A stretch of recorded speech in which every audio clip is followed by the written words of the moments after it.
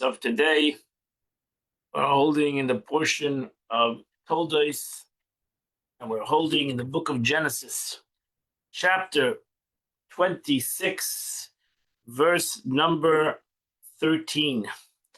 Vayigdal Ish, and the man prospered, Isaac prospered. Vayela Chayla V'Gadol, and he continued to prosper until he got away to became extremely very big and very wealthy. Now she says that it was to the extent that the people were saying, better the dung of Isaac's mules than Avimelech's gold and silver. Became extremely very popular and very wealthy. He had flocks and herds, Bakar, Ravuda, and many business enterprises, Rabbah. Yikanu Plishtim, and the Philistines became envious of him. She says, much work. That means Avuda Rabbah. The word Avuda refers to one piece of work, where Avodah is one piece. Avuda is a collective, many activities. He was involved in many ventures. Verse number 15. And therefore, the Philistines blocked up all the wells which the servants of Abraham dug. Sismo Plishtim, the Philistines covered it up. And they filled it with earth. Why? Because they said this is an impediment to us, because it's invading Jews by attacks. They came up with an excuse. They said, you have wells. Who would stuff up a well? Well is a source of life. But they said, listen, people are going to want to take the land. There's wells over here. Okelistan, the Tamun Plishtai, which is an expression of stopping up. And so it's used in Agada, in the language of the Talmud, Metamtem, the stuffing of the heart. Avimelech said to Yitzchak, Lech mimanu, just too big already. You're too powerful. Cannot live. We cannot. It's not going to be a fair situation there. So Yitzchak moved away from there. And he camped in the valley of Gerar. He settled there. Now she says, far away from the city of Gerar. Verse 18. Yitzchak redug the other wells of his water that has been dug in the days of his father. He redug the wells of his father. Which the Plishtim filled up after the passing of his father. And he called these wells in the names, the names that his father had given these names of these wells. Now she says, the wells that were being dug in the days of the father Avimelech, Avram, and the Philistines had blocked them up before Isaac journeyed away from Gerar. He redug them. Verse 19, and the servants of Isaac dug elsewhere a new well in the valley. They found a new well. But the shepherds of Gerar again continued to quarrel with Isaac's shepherds. They said, no, it belongs to Gerar, it belongs to Philistine. It belongs to us. So they called the name of the well Asek, means contention. Because they contended with him. Now she says Asek comes from the word irur, dispute. They had engaged him in strife and disputed over it. Verse 21, so Yitzchak went, he dug another well. Came the Gerarites, the people of Gerar, and they fought again. So they call the God Sitna. Sitna means harassment. But Yitzchak doesn't give up. So he went away from there. He built another, he dug another well. And over here they left him alone. He called the name Rechavis, means open space. God has granted us space, Baruch Hashem, ufarinu ba'aretz, and we shall flourish in the land. Now she says, ufarinu, the verse para, usually referring to have children. V'nifush ba'ada means we shall expand in the land. And that completes the Chumash for today. We now go to the Tanya of the day. My dear friends, we are going into the end of the last part of Tanya, which is called Kuntis Achrein. Kuntis Achrein. We're going to the last month of Tanya, less than a month of finishing the Tanya. We finished the Tanya on the 19th of Kislev, and it's called Kuntis Achrein, meaning the contents of this Kuntis, this booklet that was put together with the Tanya, is Kuntis Achrein Al Kama Pirakim. The later booklet of several chapters are not near as homogeneous as one might expect.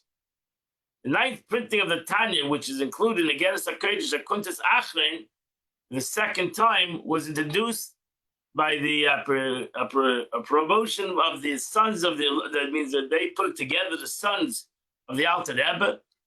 This is described, the word based on certain chapters which he wrote when he composed the Sefer Likutei Amarim, the first part of Tanya. It is described as consisting of profound discussions and insights in the passages of the Zohar. This is going to be extremely Kabbalistic, my dear friends. Eitz Chaim, Pri Eitz Chaim, it's all Kabbalistic teachings which appear to contradict one another. And in the understanding of the spirit of the Alter Rebbe, he revolves each passage according to the context explained in the Likutei Amarim in the beginning of Tanya. So the Rebbe notes, however, that the close to half of the essays printed in its current editions under the headings of Kuntis Achrein, beginning with essay 6, appears to be letters of the Alter Rebbe that are quite unconnected to matter discussed in Tanya, or in the Zohar, or in Eitz Chaim, and hence are seemingly out of place in Kuntis Achrein, and indeed, when the Geras HaKodesh and Kuntis Achrein were first included in Tanya, in the 8th edition, it was printed in Königsberg, 1811.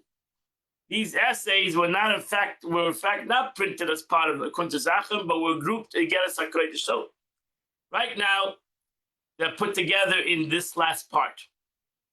The first essay in Kuntis Achrein answers 2 questions.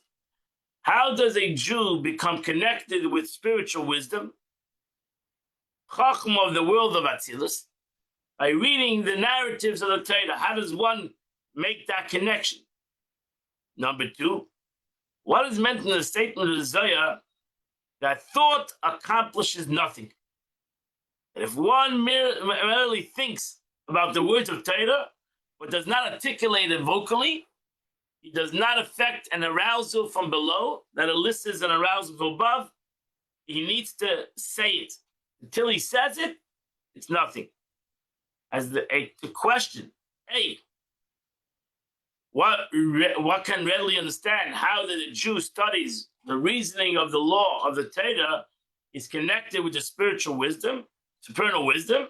For the Torah is God's will and wisdom. But what of the narrative passage? True enough that in addition to the truth of the narrative, a verse never departs from the plain meaning. These passages, of course, simultaneously allude to spiritual rules in the higher worlds. But if the reader knows nothing of this beyond the simple story, how is thereby connected with the supernal wisdom? You can understand if you go into the depths of the Torah, you connect with supernal wisdom. But how do you read a pasuk, and just reading a pasuk, and you only understand the simple verse, you're connected to the highest levels of spiritual. How does that happen? Now, this applies when the individual really meditates upon the words of the Torah in silence.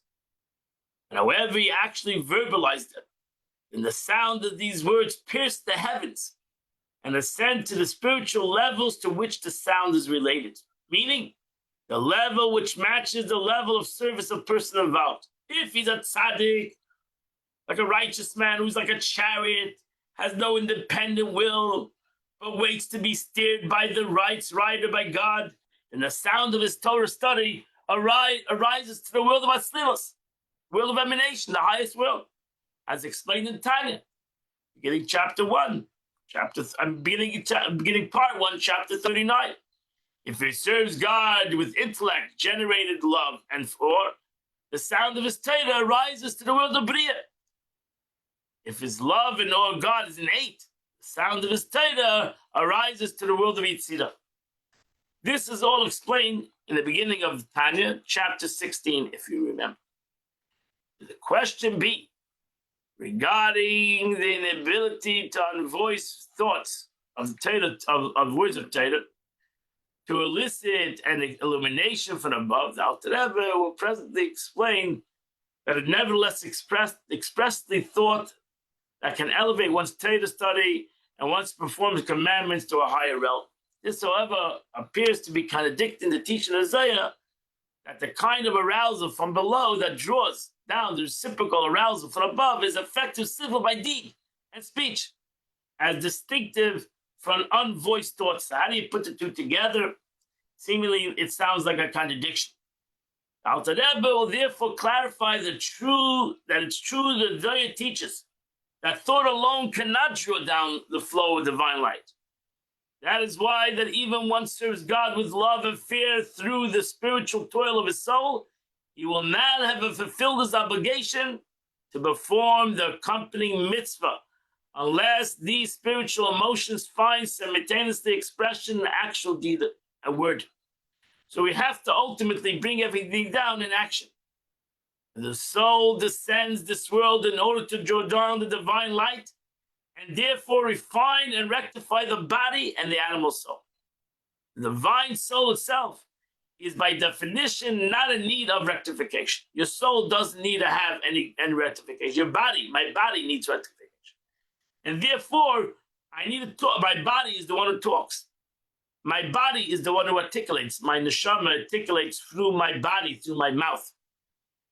And it's only through deed and speech that the actual performance of mitzvahs or articulated Torah study. For the movement of the lips is also a minor deed, that one draws down divine light into this world. However, when it comes to the separate task of elevating one's Torah study and performance of one's commandments, this is accomplished by the positive thoughts. So everything is relative. There's a power of bringing God, elevating the world. That goes through action and speech. There's a concept of interconnection. And interconnection happens through thought, through meditation, contemplation. This is accomplished by means of positive thought, which includes one's devout, intent, kavanah, and one's love and awe of God that he does with intention, so without even the concept of speech, but through the concept of your heart and your mind. Okay, my friends, we're going to explain all of this in Kuntres Achron. As I said, it's going to be a little bit Kabbalistic, and you just need to soak it in. Read it. Even if I'm reading it, read it together with me. And as the Alter Rebbe said, you need to read it. You need to articulate it with your mouth. It's not only your thought, you need to articulate the Torah. Okay, Likutei Amorim. Example Likutei Amorim. I am Likutei Amorim. Go to the beginning of Tanya, the first book of Tanya, chapter 40. If you remember that chapter, Alter Rebbe explained in chapter 40 that love and fear of God are mere wings. Call them like the wings of a bird. Though wings enable a bird to fly aloft, they are not its essence. A bird is a bird whether it has wings or it doesn't have wings. A bird is a bird whether it flies or it doesn't fly. Still a bird. Indeed, even if the wings are removed, a bird is kosher. Why? Because it's a bird. In essence, the bird is kosher because it's not an essential part of the bird. If the wings were essential part of the bird, like you take the heart out of the bird would be non-kosher. But the wings are not the essential part of the bird. And that's why even according to in Jewish law, if you take the wings off, the bird is kosher. So as long as the head and the body are intact, the bird is kosher. But the bird cannot fly without its wings. So too the spiritual unions, yichudim, are affected through Torah mitzvahs themselves. That's it. A mitzvah is the most important thing. Action. Action. Love and awe is unbelievable. They're considered the wings. They make the mitzvah fly, so to say. Really elevated the mitzvah to the spiritual level where particular unions take place. So when a person does a mitzvah with love of God and fear of God, they need both, because a bird needs both wings. So too a human being needs to have both of these wings. Love of God and fear of God. They are the wings of a mitzvah. They bring it to its place. They return the mitzvah to where it came from. Because the mitzvah comes from God, comes into a physical thing, and then it returns. By doing the mitzvah, we elevate the thing and returns to its source. And that's the wings. The more I create the concept of love of God, of fear of God, in the connection to the mitzvah that I'm doing, I create the wings to the mitzvah. The level that reveal within the Torah mitzvah are infinite divine illumination that cannot be revealed in the physical world, and that's why it needs to return to the spiritual world. Thus, on one hand, we say that the love and fear do not bring about supernal union, for they are mere thoughts and intent. On the other hand, we say that specifically through one's intent, that one's Torah mitzvahs is elevated to a height that they can never ascend to unaided. Once there, they bring about a supernal union that is a result that it's resultant diffusion of divine light. So to understand how when a person does today, we read a story about Yitzhak. We read a simple story in the Torah. Yitzhak digging wells. He dug one well, he dug a second well, they fought over it, he dug a third well. When we just learned all this, story in the Torah is a simple story. You didn't just learn a story. At that moment, this is the will of God. That this the will of God, and that verse say in the Torah. So this is really very these verses have within it extremely spiritual concepts. So when a Jew studies Torah intellectually, it stands to reason that when he's bound up with supernal wisdom, spirit of Chachma, the loftiest divine emanation, the world of Atzilus, the world of emanation, but the Torah law is God's will and wisdom. The rational underlying of the law is God's wisdom, while its ruling is God's will. So you have the wisdom of God is the understanding of the story. The will of God is the will of God. I mean, the mitzvah itself is the will of God. This explains in Tanya. This is explained in Tanya in the beginning of Tanya, chapter 5. It so arose in his will that, for example, Reuven would claim thus and Shimon thus. Such and such would be the verdict between them. Even if this litigation should never come to pass. Right? Today, it's never going to come to pass that my ox is going to go your ox. Because I don't have an ox and you don't have an ox. So it's never going to happen. So why most Jews don't have oxes in their backyard? So why would we learn halachas about ox going ox if it's never going to happen? But we learn it because we're learning the will and the wisdom of God. That's what we're learning. Not learning per se what to do. We're learning the wisdom of HaKadosh Baruch Hu. The very knowledge of the ruling thus makes one aware of God's will. That when ox goes ox, so the first 3 times the law is this, and the third time the law is that. Suppose, however, instead of studying legal issues, one really reads the narrative of the Torah. While it's true that these narratives allude to spiritual matters in the higher worlds, since he perceives nothing beneath the seemingly simplistic surface, so as I said, going back to this situation, I'm reading the Parsha today about Yitzhak, how thereby is it connected to supernal wisdom? When I read a story of Yitzhak, an example that Alter Rebbe looks for the verse. Jacob kissed Rachel. We're going to have this verse in a couple of weeks. We're going to say the verse. Yaakov Avinu saw Rachel, he kissed her, and he cried. That's the pasuk. So what is happening over here? Well, why does the Torah tell us? There's a love story over here. The Torah is telling us of a love story.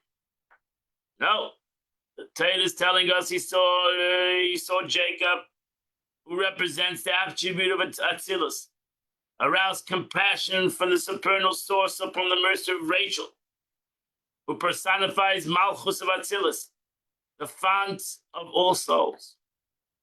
So what's it talking about? We're talking about Zod Atzilus, Yaakov, who's Zod Atzilus, the masculine aspect of Atzilus, sees Rachel, who's the feminine aspect. He sees her, he kisses her, he wants to connect, bring together Zod and Malchus together, the masculine, the feminine, in Atzilus, and he cries because he realizes that what's going to come out from this union. However, one is unaware of the inner meaning of this verse and really follows a simple story. How then is it bound with the supernal wisdom? One who doesn't, I just told you what is brought down in Kabbalah, but one who just reads the story, how does he connect with reading the story of Rachel kissing Rachel? How does he read it within that story? Any kind of spiritual reality? This matter will be understood in the light once it's written. This is Kabbalah, in the book of Kabbalah, page 16b. That when a man engages in Torah in this world, so too is his like in the supernal man engages in both. As we learned many times, like the face shines to the face we mentioned yesterday. So there's Adam the Lamata, there's Adam Lamaila. There's the way I am in this world, my face, my visage in this world. There's the way I'm my visage is the spiritual world. Alter Rebbe soon explained that this likeness refers to the source of man's soul, which is rooted in the Sfirot above. This is known as supernal man. In Kabbalah, a complete configuration, a parts of visage of the 10 intellectual, emotional, divine spheres is referred to as man. Adam Elyon, the upper man, supernal man. When one is engaged in Torah, be it even the narrative of Torah, he's thus connected to supernal wisdom. Because when I'm learning Torah, I'm not learning myself. I'm learning with my spiritual counterpart in the higher worlds. And so much of the likeness is bound with the supernal wisdom. So in essence, I'm a reflection of what's happening above, and above is a reflection of what's happening below. And the more I can connect to my spiritual counterpart, the more there's a mayim upon a face-to-face relationship. So the question is, do I have a relationship with my spiritual part of me, or only have a relationship with my physical part of me? Point to this explanation, however, is connected with his supernal wisdom only by the virtue of his connection with his likeness above, and not through his actual study. The Rebbe will now go on to state that this is only when he studies the written law in the realm of thought. If instead the visual verbalizes the words audibly, the very sound of his voice enables the letters here below to ascend even to the highest levels of the world of Atzilus. The power of speech. That when a person speaks over here, his words reaches the highest levels. Just like we say in the world, that your speech, that life and death is in the hand of speech. Your speech goes a far way. And you shouldn't take it lightly, because your speech reaches the highest levels of spirituality. This various connections applies only when one is thinking about the written letter. But articulation of speech, we may say Doivik v'sol Atzilus, the disperses and ascends the actual world of Atzilus. Ebbe here seeks to distinguish between the actual world of Atzilus and the highest level, the relative Atzilus, within each of the lower worlds. As explained above, the uttered word of a consummated tzaddik, like the rest of his Torah and mitzvah, ascend actually to the world of Atzilus. So it all depends on the way I say the word. A tzaddik who's totally nullified to God, then his words reach the highest level. A person, that's the wings. So the wings take up my word. Oile bria, alternative, the articulate speech of one's Torah study can rise to the world of creation. What's the world of creation in Kabbalah? The world of creation is called a world of comprehension. When impelled by the intellect, it's a world of comprehension. That is all because the way I say the word, I comprehend the word. By intellectual generated love and fear of God. The love and fear of God, the result from comprehending Him. So that's the next level. I'm not a tzaddik, totally. I'm a person who has love and fear of God, but it's according to my comprehension, my love and fear of God. It's not the true love and fear of God. Now we go to the next level. We have, and this is what we learned, these things we learned in the beginning of Tanya. So then we have a true love so first we have a true love of God. Person like a tzaddik, my soul yearns God. Then we have a love of God that's created through my emotion, my intellect. That's a love, each person to how his capacity of intellect. He's going to have love, and therefore we all have different loves. It's all based on the capacity of our intellect. If I have deeper intellect, I have a greater love. If I have less of an intellect, I have a lesser love. And then there's an innate love, which we learned in Tanya. It's called the Ava Misuteres, a hidden love. Every Jew loves God. That's the statement.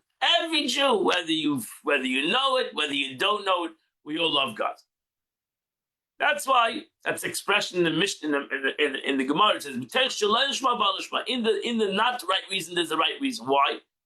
If I do something for the not right reason, why do I say it is ultimately the right reason? Because everybody loves God. So even though I say I'm doing it because I love this mitzvah, I'm enjoying it personally, no, it's really because you love God. Why? Because every Jew has an innate love of God. So when a Jew does mitzvahs, not because he has a true love of the Eibishter, not intellectually or through his true concept, but it's because he has an innate love of God. You ask a Jew, why is he doing it? Because I'm a Jew. You never ask a Jew, why are you doing this? I'm a Jew. What does that mean? I mean, that's what I am. I'm a Jew. A Jew does this. Why? I don't know. A Jew does this. That's an innate love. I don't know why I do it. Because I'm a Jew and a Jew loves God. I can't say no to God. Why? Don't ask me that question. That's the way, that's an innate love. So then, that's why it goes to the world of Yitzhak. That's why it says, or else this speech rises to the world of emanation, of the world of Yitzhak, the world of formation, the world of emotions. That's why it's a world of emotions. It has really no intellect in there. It's just an emotional thing. Why are you doing it? Because I'm a Jew. And that's it. Don't ask me any questions. I don't know why I'm doing it. I don't have per se intellectual concepts. I know that I'm a Jew.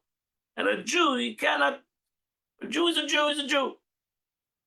And that's unbelievable, but it's still, it only goes to that place of the world of, when they're motivated by an innate awe and love of God, they're heritage of every Jew. This refers to the level of concealed love, Ava Misuteres, I said before, a hidden love that has included fear of God also. Every Jew loves God. Every Jew fears God. If you're going to force you, or you're going to ask a Jew to bow down to an idol, every Jew will say no. Are you doing anything else? No. But I'm not going to bow down to an idol. Why are you not going to bow down to it? Because I'm not going to go. I'm a Jew. And Jews went even gave their life up. They never did a mitzvah in their life, but they gave their life up not to convert to another. Why? They had this innate fear. What about a person who doesn't shalei l'shma? Now he doesn't do it for no reason. Not because innate love of Mikra and through scripture, meaning when the words are merely uttered out of the acceptance of the yoke, God's yoke, without any above 3 levels motivation. That's a person. That's called the shalei l'shma. Doesn't. I'm learning. I'm reading. Okay, you want me to read? I'll read. I'll read the verse. I'm not interested. I gain nothing from it, seemingly. Salik ma'ilamaz, nevertheless. That's why we call people up to the Torah. They make a blessing over it. They don't know what they're reading. They should read together with the Baal Korah, but they have no idea what they're reading. It's like to a lot of people, it's like reading Chinese. They have no idea what they're reading. So they read it. You told them to read it, right? So sometimes you roll up people tefillin. You tell them to say Shema. Okay, they listen to you. You say Shema, they say Shema. Hashem, Hashem, Alekeinu, Alekeinu. They ready to copy you. You can tell them, you can sell them the Brooklyn Bridge. And they're copying, they're saying word after word. They're very respectful. You know? And that's why always when I try to say the Shema with people, I tell them to give them a siddur and tell them what they say. You know, I want to show them. I didn't just say hocus pocus. I said to them real words. And they should read it in English so they should know what they just said. Right? It's important that they know. But really, the mitzvah is to say the Shema. A lot of people say the Shema, they don't know what they're reading. They're just saying the words. You should know in Kabbalah, your words pierce the heavens. They reach up to the world of Asiyah, the spiritual world of action. We should debaka avidan, right? In speech arises the world of 10 spheres of Asiyah, the level that relates to Torah and mitzvahs that are performed out of acceptance of God's yoke. That's it. They're reading. You told them to read these words, they read it. Not because anything, they read it. You asked them to read it. They read it. They did you a favor. Some people just don't do you a favor. You ask them to put on tefillin. You ask them to say the pasuk. You ask them to make a bracha. They the bracha. Right? You invite a person to your house. You tell him to make a bracha. He makes a bracha. He doesn't understand the bracha. Has no meaning to him. He says the bracha. It's Kabbalah soil. Except he listens. He does what he's got to do. For why? Because it pierces the atmosphere. Your words of Torah pierces the atmosphere between physical and spiritual. So you should really realize that's why you should break your teeth on reading Hebrew. Break your teeth. It's not hard. It's not easy. You can open a siddur, take a prayer, try to break your teeth on it. Even the Hebrew, say the words of the Torah. Say those words. It might be hard. It might be difficult. But it's important because these words will go and so to say, baka avira. Your baka, they pierce they pierce the atmosphere. Hashem can be hitter, but you cannot pierce the atmosphere with your thoughts. That's why it's important. At least say it in English. Say the meaning. Say what you're learning. It would be really unbelievable if you said it in the Hebrew word. And they even created books today that you can say, you can break your teeth in English, the transliteration, and you say it in Hebrew. Try to say it the way the verse is written. Because if one unvoiced thoughts do not ascend to higher worlds, in effect, is likened to the which is the source of his soul, which at the time is also engaged above in Torah, thereby connects him to supernal wisdom. And so it goes go to some place, it goes to the source of his neshama, but it doesn't go higher than that. That's at the statement of Zohar, chapter, volume 3, page 105. You can look it up. Midi, that thinking achieves nothing. What does that mean? Not even beneficial effect. If the arousal from below of deed or speech are lacking. Speaking of thought, the Zohar there refers to improper thoughts that achieve nothing. But it's only when one actually speaks and not thinks of mundane matters on Shabbos that it causes a blemish in the spiritual realms, since his speech ascends aloft and introduces mundanity within the sanctity of Shabbos. So within the Zohar writes, we should realize we shouldn't talk negative on Shabbos. Because according to this, speech affects the above. And when we talk a negative, we speak, it affects the higher worlds. It brings a non-Shabbos atmosphere in the higher worlds, our speech. But thought does not happen. Nothing affected above. Same way the Alter Rebbe adds, thought alone, unless it is accompanied by words or deeds, have no positive effect above. Ayin Sham, Aflamet Aleph, Amud Beis, examine closely in the Zohar, page 31b. So for the Zohar it says there that in order to receive the sanctity of joy of the Jewish festivals, there must be first an arousal from below, through deed and speech. It is then that one says that the mundane talk during Shabbos will cause blemish above, through not mundane, but not through mundane thoughts. We thus see the Zohar is speaking of the inability of thoughts alone to produce either positive or negative thoughts. Same is true the statement of Zohar, that deeds below inspire deeds above. The holy deed bring forth an arousal of holiness from above that descend upon the doer, while a deed stemming from impurity cures the spirit of impurity to descend upon it. The Zohar concludes that whatever depends upon action affects action. Whatever depends upon speech affects speech. This too indicates that both positive and negative impact can be made only through action or speech, and not through disembodied thought alone. Now, if thought alone accomplishes nothing, how does it square with the earlier statement that when one reads a narrative in the Torah, even if he does it only with his thought, he causes the likeness of the supernal man to study Torah, his neshama, above, and thereby the person involved is united with supernal wisdom. So that resolves this same contradiction as follows. The Zohar only means that thought has no effect in drawing down illumination from above. It is true that it is not an arousal from below that elicit that it's that's not a.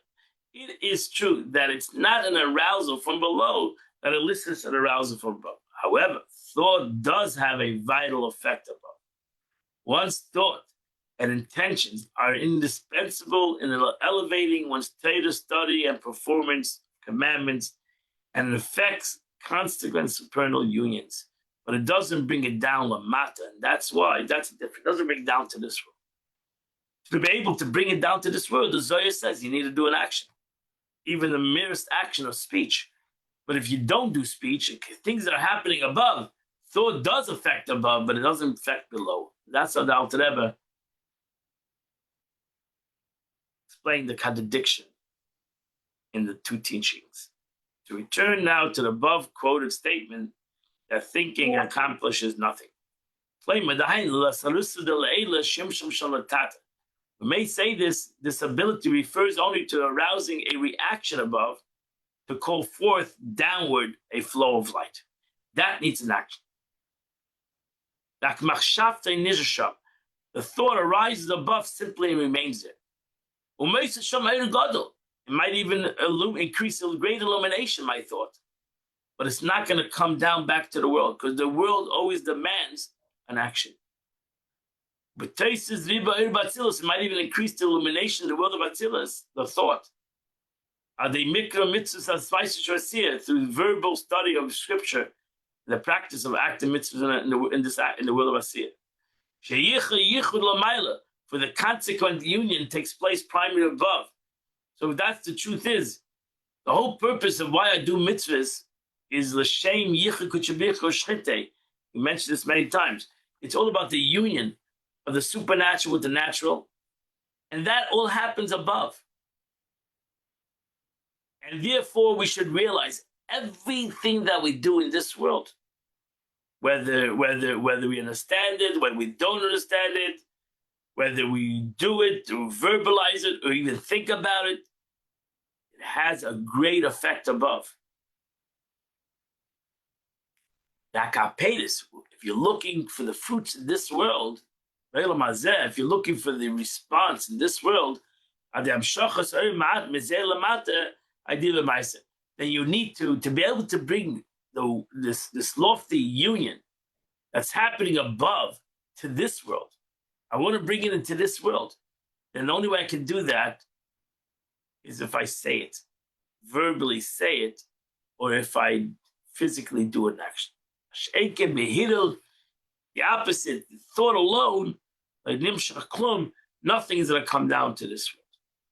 And therefore, the Mishnah, the halacha says, if I said the Shema in my thought alone, which maybe through my thought alone, I'm going to create unbelievable heavenly things, but that was not the obligation. The obligation was not that to stay in the upper worlds. That's why it's called your obligation, chiyuv. Your obligation of saying the Shema is to bring it down to the world. And even though through my thought, I'm creating unbelievable levels and unions in the higher worlds, but that's not the obligation. So I've not done my obligation. I might have done holy things, but I've not done my obligation, because my obligation is to bring it down to this world. And the proof is, my neshama is in this world. If my neshama was in the upper worlds, so continue to create spirituality in the upper worlds. But my neshama came down to this world. And why did my neshama come down to this world? Not that I just want to create upper world spirituality. Just bring it to this world. The purpose of my neshama coming down to this world, to bring down spirituality in this world. It's brought down in Eitz Chaim, in Kabbalah, Portal 26. The purpose of the descent of the soul in this world, to call forth an illumination of light in this world. And that cannot be done if I'm going to live in the thought alone. The godly soul does not descend into this world for its own sake. But it's because, as we learned, for its no need in any rectification. Rather, the descent here is in order to rectify and refine the body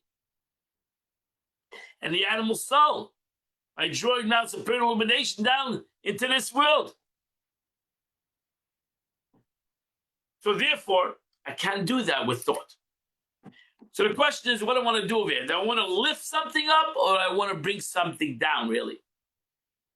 If I'm looking to go high, thought is great. But if I'm looking something to bring down, then I need to do an action. And that's the big difference. And that's why it's important, the concept of action. So, and that's why it's important, the concept of kavanah. Thought too. Because thought is the wings that bring something up. And action and speech is the vessel that brings something down. And therefore, as we learn, everything is relative. If we're looking in the concept of Allah, in the aspect of elevation, thought is important. If we're looking for the concept of Amshacha, the concept of illumination in this world, then action is what's important. And the truth is, we need both. We learned yesterday, Chayzer and Yasha. There's a concept of a light that goes forward, which is the concept of Machshava, to push things forward.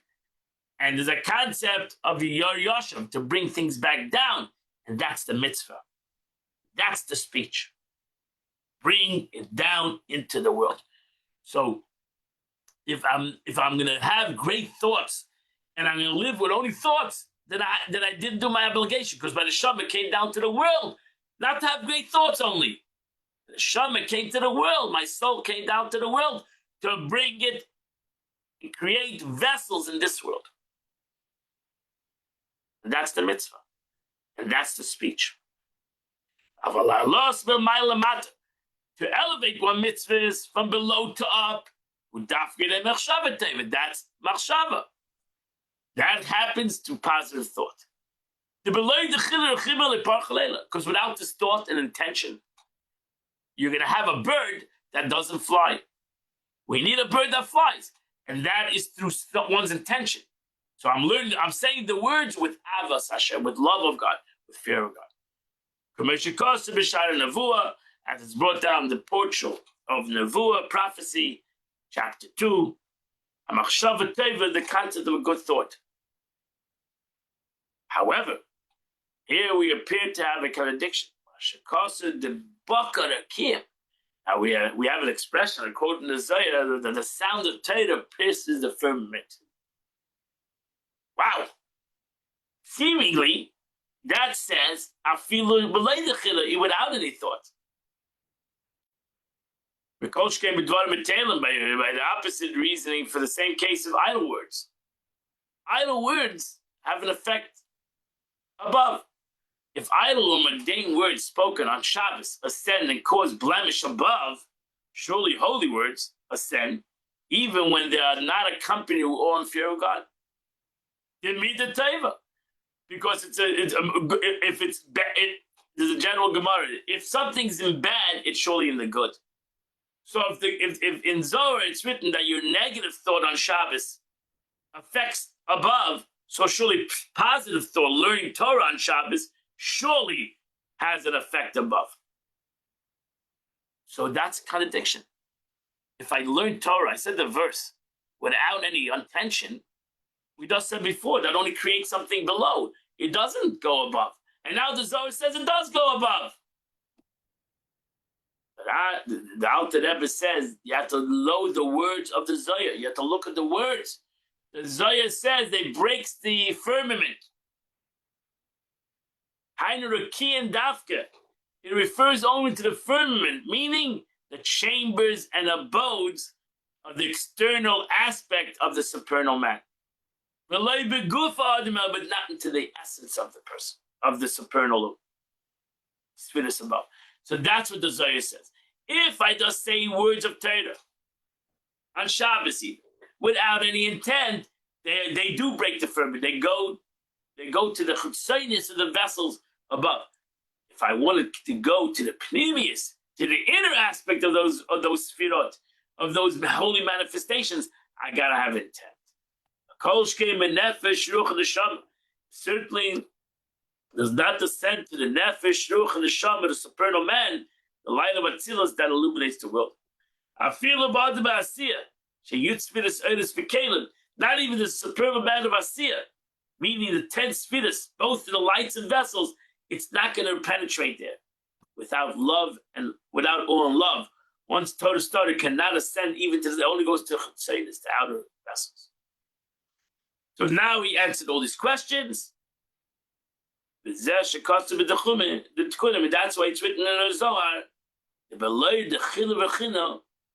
that without fear and love, they cannot stand before God. Why? This means that it's capable to ascend to a higher world, but not before godliness of that world. It only ascends to the outer vessels of that world. It doesn't ascend to the pneumis, to the inner vessels of even the world of action, meaning the spheres of that world. In order for it to ascend to the sphera, to the essence of that world, it needs to have the wings. It needs to have intention. It needs to have the love and fear of a human being. Okay, such a chapter that we just learned needs to be learned 100 times. We learned very important concepts in Chassidus, in Kabbalah and Chassidus today. And you simply need to learn this and read this many times to grasp what the Alter Rebbe is saying. We learned it together. I think this is our fourth time, and we learned it last year. And we're going to continue to learn a lot of Kabbalistic concepts in the next couple of weeks, because that is, as we said, the Alter Rebbe here comes to bring about the different teachings of the Zohar, to bring about understanding in the different teachings of the Zohar. Okay, my friends, today is the 27th day of the month, which is chapters 120 to 134 in Psalms. If you say those 15 chapters, the Shir HaMailos, the famous 15 chapters of Tehillim, you do the Chitas of the day. The Rebbe writes in the day-to-day, Isaac Homler was a chassid of the Alter Rebbe. Related, when I came to Liyazdim, I met elder chassidim who had been chassidim in a Maggid and a Mendel of Radok.